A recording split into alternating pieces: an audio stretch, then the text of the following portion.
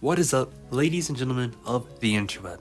So, if you've not been paying attention for the last couple days, it has been leaking out left and right, everywhere, that The Legend of Zelda Ocarina of Time, Twilight Princess, Wind Waker, and The Phantom Hourglass is coming to Nintendo Switch for the Zelda 35th anniversary. It's still unclear if this is going to be a 3D collection, or if this is going to just be something like each game released individually, like what happened on the Wii U.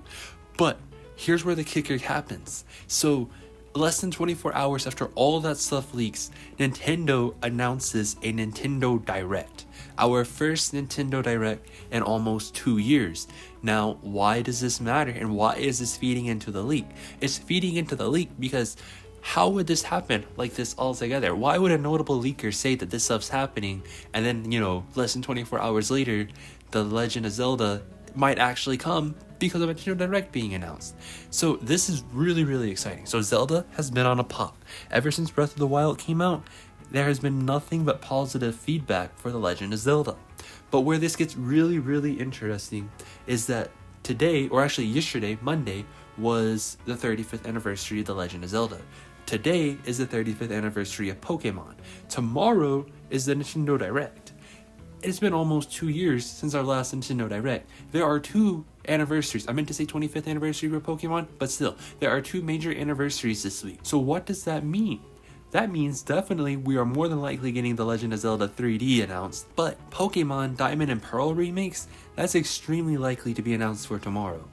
I am ecstatic about this. I haven't been this excited for a gaming event in a very, very long time.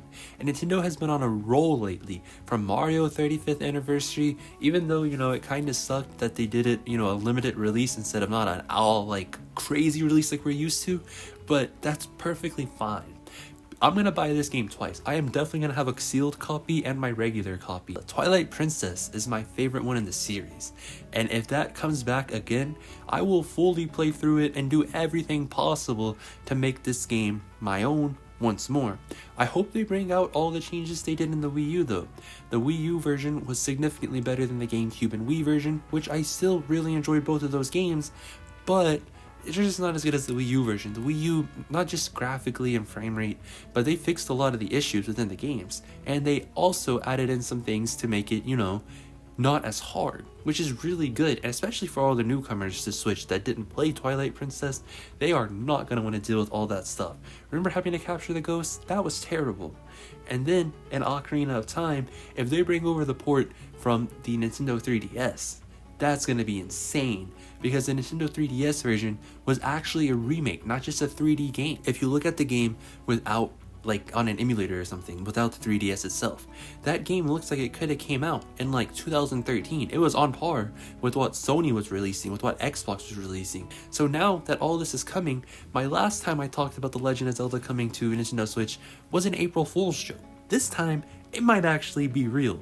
I think I want to cover a lot more Nintendo content on the channel because that really is the console I spend almost all my time with. So if this does well, or if it doesn't do well, I'm probably going to start talking about Nintendo a lot more. So with that being said, ladies and gentlemen of the interweb, don't forget to like, comment, subscribe, try not to die, and I'll see you in the next video.